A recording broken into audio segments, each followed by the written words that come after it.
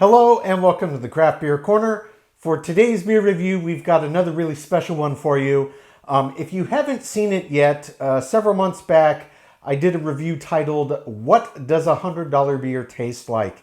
And we set out to answer that very question, and that beer in question was brewed by none other than my current favorite brewer in the country, Anchorage Brewing Company. It was a barley wine, and my short answer to that question was, well, a $100 beer tastes like perfection. And indeed, I meant it. It did get a perfect score. If you haven't watched the full review, full thoughts, see exactly what that's about, you can search under my playlist for barley wines, wheat wines, oat wines. It'll be in that list. There's maybe 20, 30 in there, so it shouldn't take that long to find.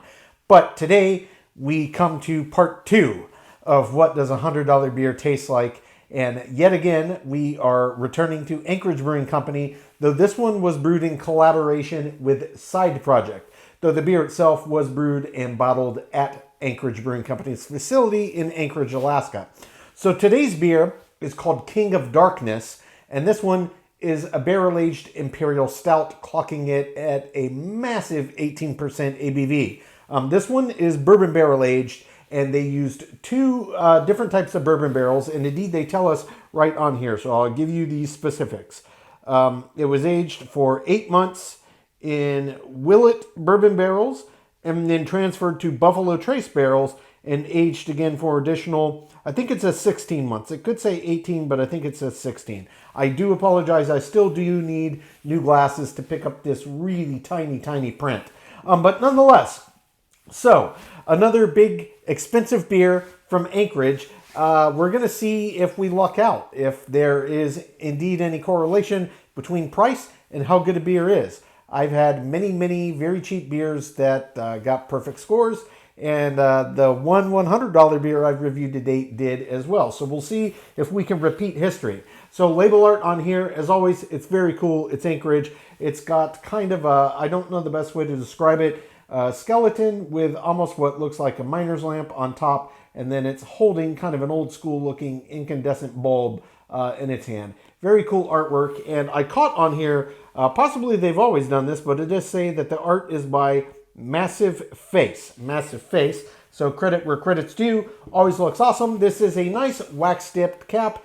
Indeed, this would be great. Really high ABV like this, you could age this for years and years and years. 18%, easily at least a decade, possibly longer. It's wax dipped over a normal kind of sealed cap. So we're gonna score right up underneath the edge of this cap, as always, with the pointy end of our nice bottle opener. This one is not having a problem getting up underneath the edge there. So we'll try to get just a little bit of that peeled off one side, so I'll have a little bit more room for leverage, and see if we can get this off on first try. Yes, indeed we can. Just going to clean up just the edge there, so hopefully no wax drips in. All right, and we got, of course, our nice trusty stout glass. So part 2, another really big, really expensive beer into the glass. Oh, have mercy, that is so thick and absolutely pitch black. I'm going to be intentionally a bit sloppy, a bit aggressive down the middle here. Try to give this the best chance of forming a nice head. It's so thick. I'm thinking we're going to see a slow head form. Yeah, actually it's on there. I don't know if the camera's picking it up because this beer is so dark that this head is extremely dark. I can see it. It's not super tall. Like I said, this was a thick beer, had a lot to fight through, but it did form a head. Looks like we might have a little pad still floating and a nice bit of cling on the sides. Yeah, really nothing else visually to talk about. As expected, it is pitch black. It is so dark, I can't even see any kind of carbonation activity on the sides of the glass. It's just pitch black. Head that did form has mostly already gotten out of the way. I'm not surprised. As I started to pour it, I saw how thick it was. I didn't think that this was going to do the best job at head formation and retention, but we do still have a little bit of a cling on the side of the glass and a few little pockets of small bubbles. So let's get right up on the top of this for a full sniff and see what we discover. Wow. Oh my gosh. Yeah, see, I knew already a 1.5 feet I was starting to smell the barrel. If you get within even a handful of inches of this, it just smacks you in the face. It is massive bourbon notes coming off of this. I'm getting a ton of vanilla. I'm getting a ton of just classic bourbon aroma. I'm getting a ton of caramelized brown sugar. I'm getting molasses. I mean, this is just pungent. Almost even some slight sweetness notes and notes of maybe almost like cinnamon and other kind of spices. Not that they're in here, but you can get a lot of interesting aroma and indeed flavors off of bourbon barrel aging. And wow, this one's big. It's complex. There's almost even a almost maple syrup-like aroma to it behind as well. Indeed, on the nose, it does have a fair bit of sweetness. Now, they did not say that this was an imperial milk stout. Nope, just double-aged imperial stout. So I don't know as though there's going to be sweetness in this at all. There may be some suggestions of it, as would be typical from the barrel aging, but I don't expect this to be a sweet beer. No lactose, it's not supposed to be. I expect a big roasty beer with a lot of presence. So, yeah, tiny bit of cling left. Just the tiniest little pad floating on top. The head's almost completely settled out of the way. Not great. It is what it is. But we're going to jump right in and see what this second $100 beer is all about.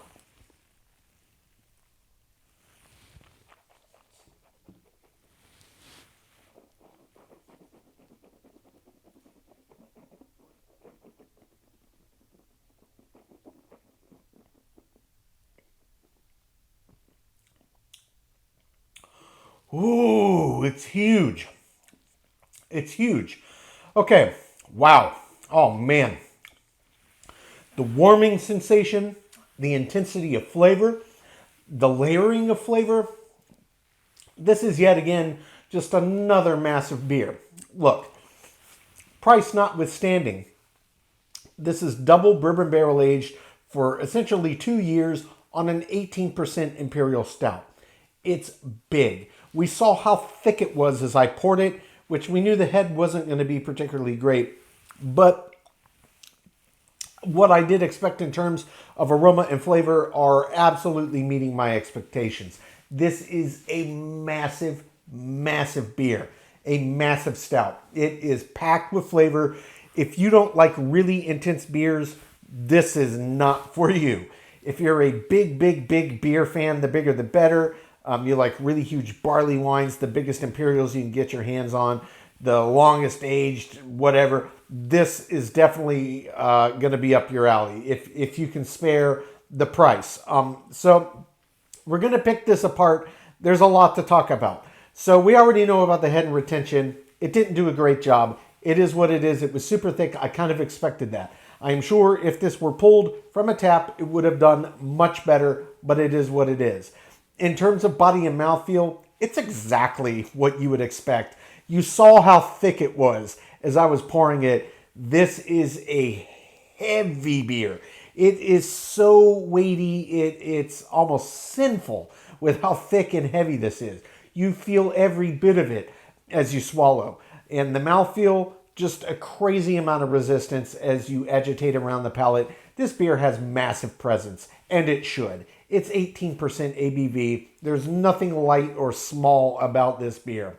In terms of the flavor profile, I don't want to talk too much about this or the balance or the finish because I've already got some first impressions, but there's so many layers of complexity. I absolutely am going to jump back in for a second sip before I even start to talk about it. So that's where we're going to focus. Make sure I didn't miss anything. We'll talk about the flavor profile specific, the balance, and the finish. But on first sip, I love it. This is a huge beer. So take two.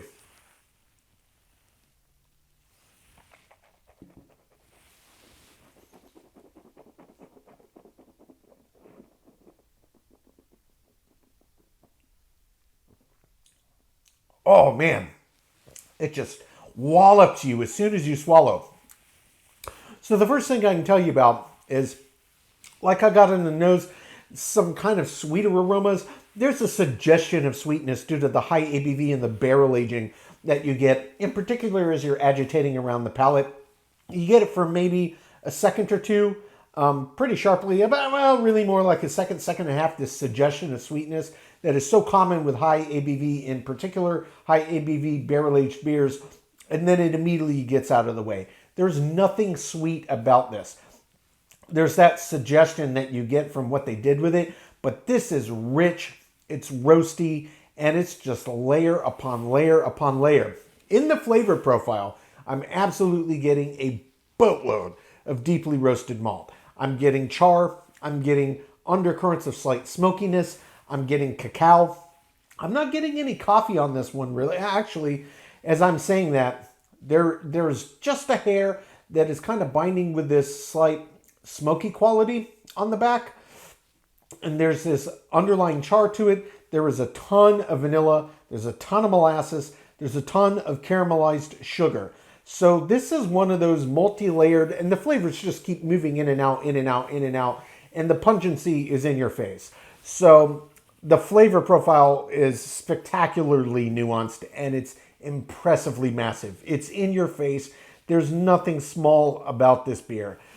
In terms of the balance, so in a beer like this, we're talking about barrel selection, the amount of time, the underlying malts, if they did anything significant with the hops, any additions. So really in this one, it's all about the malt bill. It's about the barrels they used and how long they left them.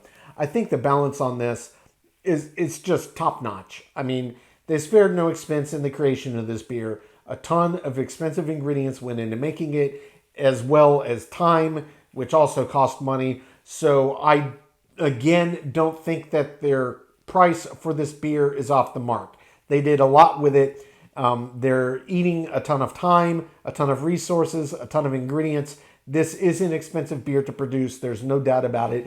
And it tastes expensive. It smells expensive. It looks expensive, and it tastes expensive.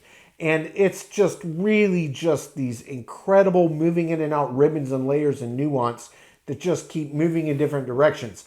At some parts, you're getting really big roast. Other parts, you're getting these slight kind of molasses notes. Other parts, you're getting big pockets of vanilla bursting in. It's just layered, and it keeps moving in and out. The complexity is off the charts.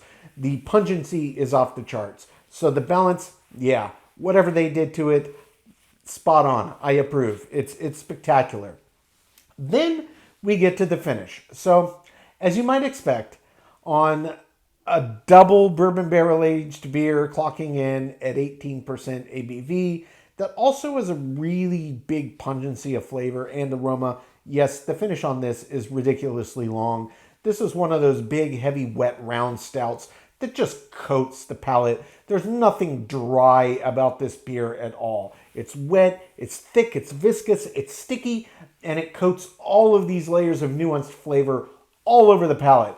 And indeed, this one has a pretty decent kick of bitter presence as well, and that is coming out of the roasty edge of this malt bill. So despite all of the nuances the barrels are bringing to the table, the underlying malt bill that they created is so ridiculously roasty. It's got these underlying roasty, earthy bitters that are kicking out in tandem with all the barrel nuance. And it's long after each sip. It's just lingering all over the palate.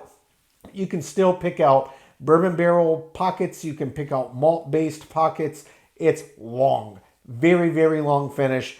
Guys, this is, all right, experiment number 2. It's huge. It's a massive beer. There's no question that I absolutely love this one. Just as with that $100 barley wine, I'm going to have to take my time and really pick this apart, go with my scores. And when I do, we will come back and we will get this one ranked from top to bottom.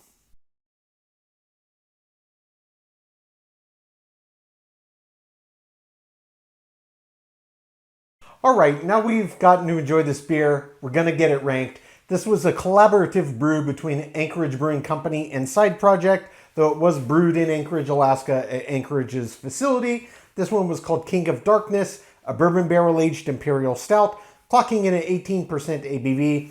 Anchorage, of course, based in Anchorage, Alaska. So this was number 2 of the $100 Anchorage beers I got from Tavour.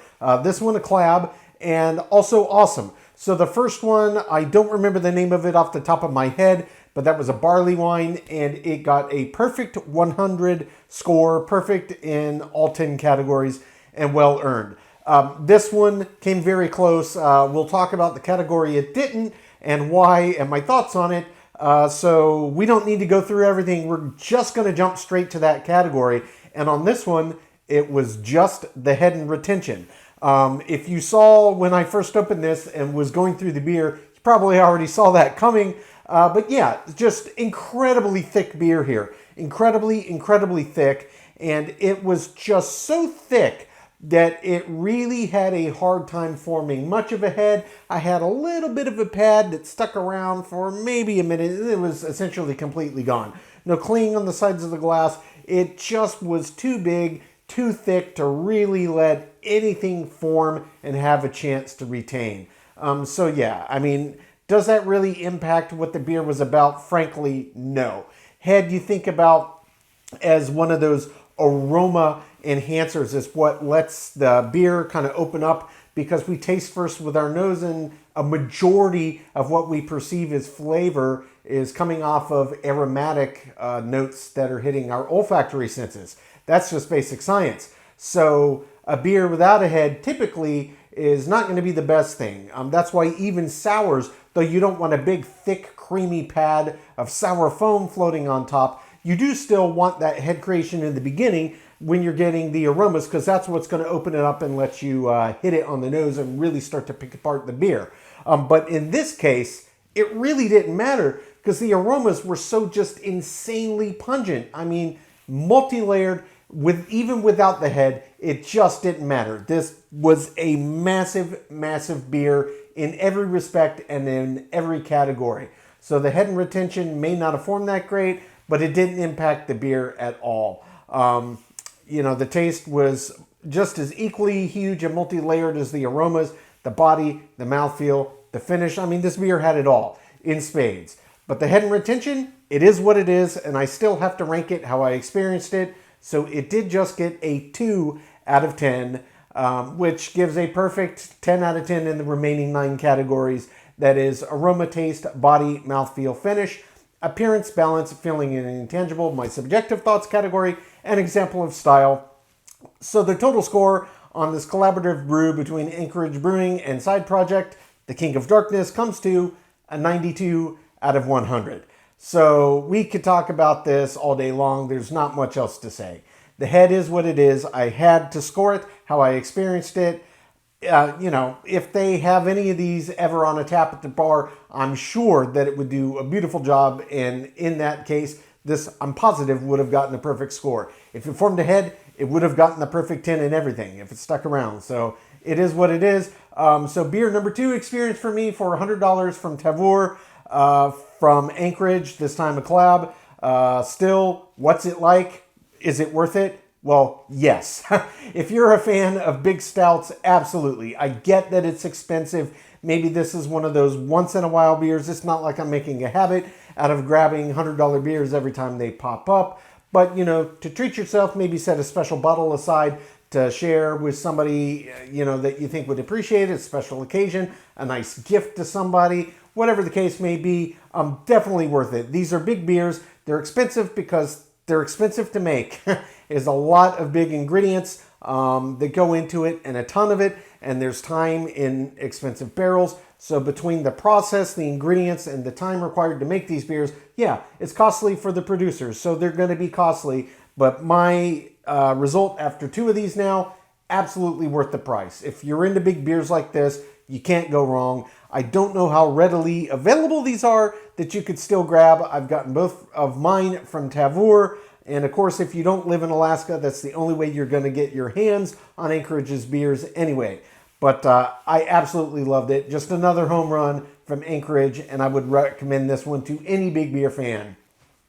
Folks, that's today's review. As always, I do sincerely appreciate you tuning in today. Please don't forget to like, comment, and subscribe. And if you want to stay in the loop when our videos go live, just turn on your notifications, hit the bell icon. It's right next to the subscribe button. Until next time, keep it beer, keep it craft. We'll see you on the next one. Cheers.